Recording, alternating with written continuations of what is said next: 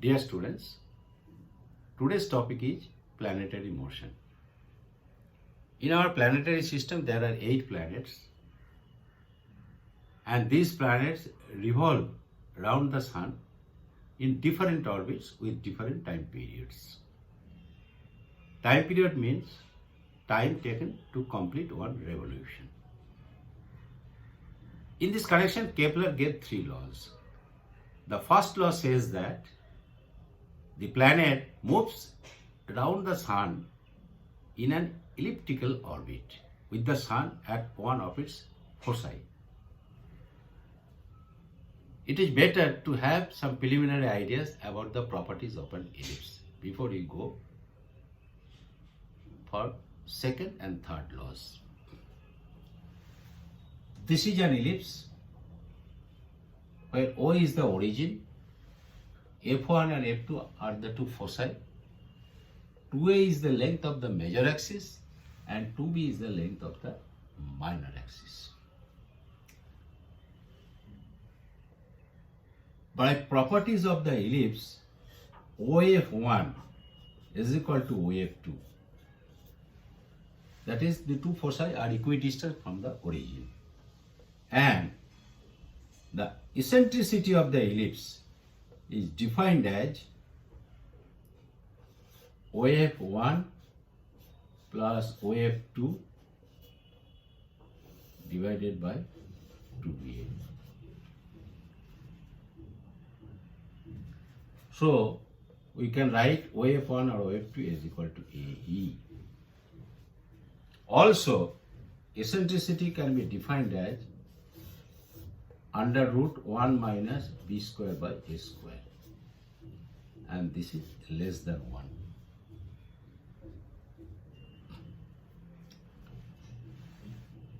Considering the Sun to be at focus F1, this point is called apogee, A-P-O-G-E-E, and this point is called perigee, P-E-R-I-G-E-E, perigee. And the distance of the apogee from F1, that is AF1, is equal to A plus AE, and that is equal to A into 1 plus E. Let us call it R1. Similarly, for the perigee, PF1 is equal to A into 1 minus E, and we define it as R2. Also, for any point on the elliptical path, say P1, the sum of the distances from the two foci, that is P1 F1 plus P1 F2, is always constant, and that is equal to 2a. That point P1 can be anywhere in the elliptical path. So by Kepler law, the Sun will be at focus F1 and the planet is revolving in this direction around the Sun. Now, second law states that the aerial velocity, that is the area swept per unit time, is constant throughout the motion. That is, it sweeps an equal area in equal interval of time, irrespective of its position with respect to the Sun. We can explain like this. Let us draw an ellipse. Let the Sun be at F1. Then the area swept, suppose we assume that the planet is this position.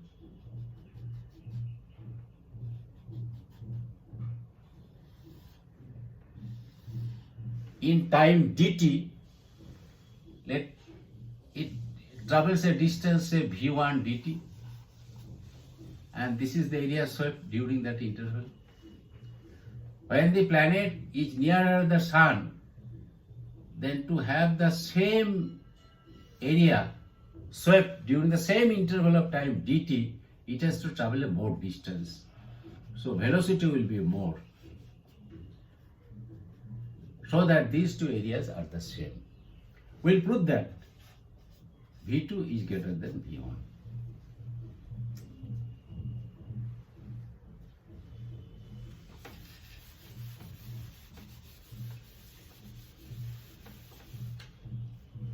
To find the area of a triangle, we use the relationship.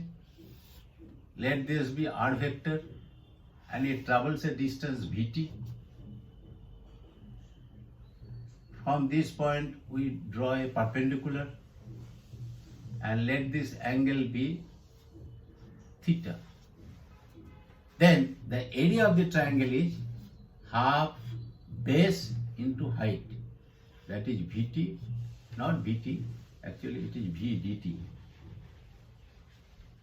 The small interval of time. V dt into sine theta. And let us call it dA. And aerial velocity is dA by dt. That is equal to half RV. This we can write as 1 by 2m RMV, where m is the mass of the planet. And this is equal to 1 by 2m RP. P is the linear momentum.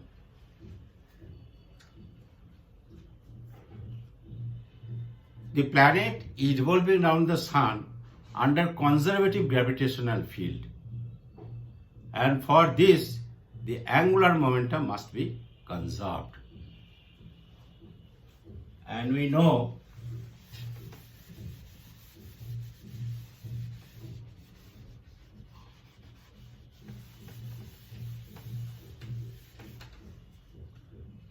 that angular momentum L is equal to R cross P. R is this vector and P is this vector. And a theta is the angle. Then magnitude of angular momentum L is equal to magnitude of vector L, and that is equal to magnitude of R cross P, and that is equal to RP sine theta.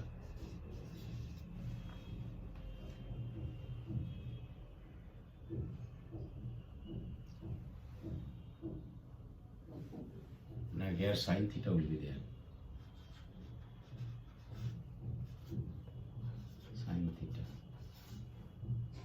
Sine theta. Sorry. And this dA by dt we can write as L by 2m. Since L is conserved, so dA by dt remains constant throughout the motion.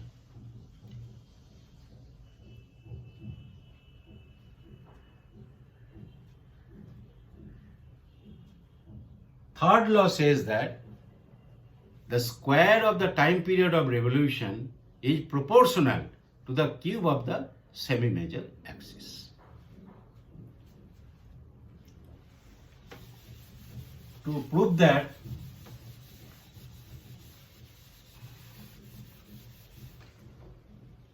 we'll take up this apogee, because in apogee and perigee the value of theta is 90 degree and sine theta is 1, and our calculation will be simpler.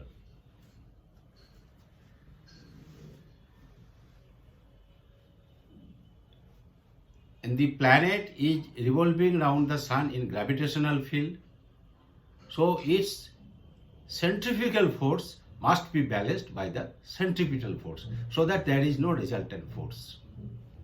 And the value of the centrifugal force is M. At the apogee, let it be V1 divided by R1, and that is equal to capital G, capital M, small m divided by R1 square at the apogee, where capital M is the mass of the sun. And here we get V1 is equal to under root Gm by R1, and this R1 value we can put, that is capital GM divided by A into 1 plus E. Similarly, at the perigee, let the velocity be V2, it will be GM divided by into 1 minus E. This 1 plus E is greater than 1 and 1 minus E is less than 1, and since they are in the denominator, so definitely V2 is greater than V1. We will keep this value because you will be requiring V1 is equal to GM A into 1 plus E, and V2 is equal to GM A into 1 minus E.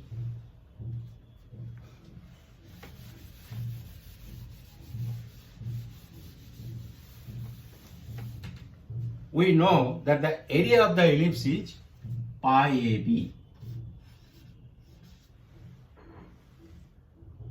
and if we divide this by time period t, then it will be the aerial velocity, that is same as dA by dt.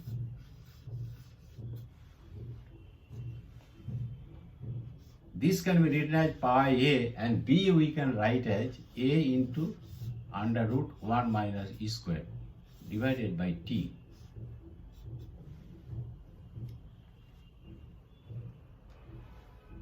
And dA dt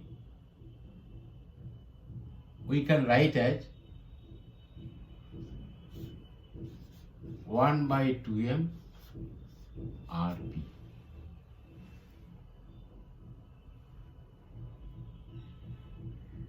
And that is equal to 1 by 2m Rm V.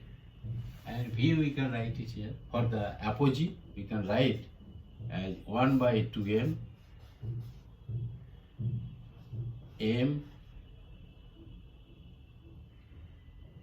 R1, and value of V1 is GM divided by A into 1 plus E.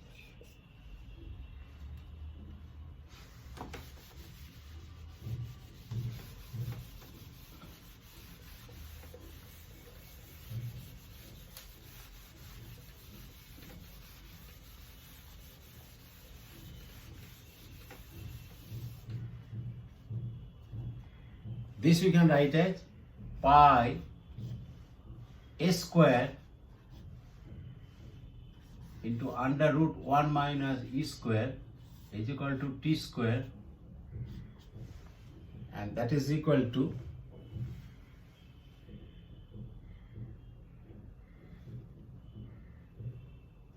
1 by 2m. This m and m cancel, so simply it will be 2. R1 is A into 1 plus E into under root GM divided by A into 1 plus E.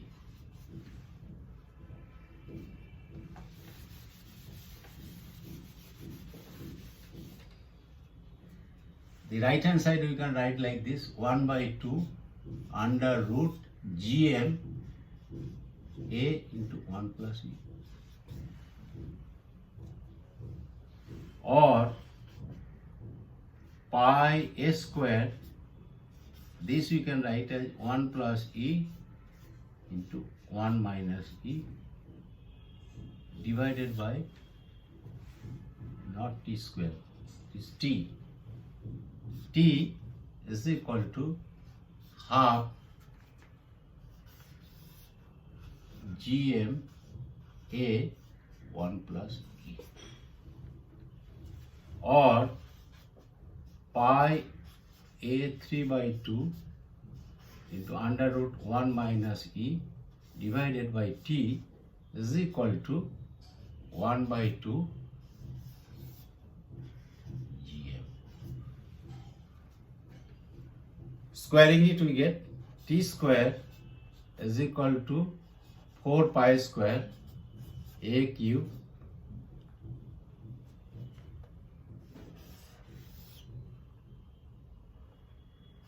one minus E by Gm.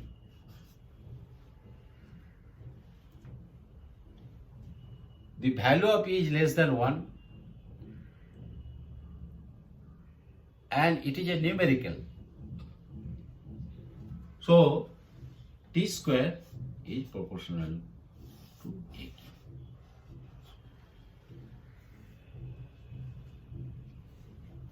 Thank you.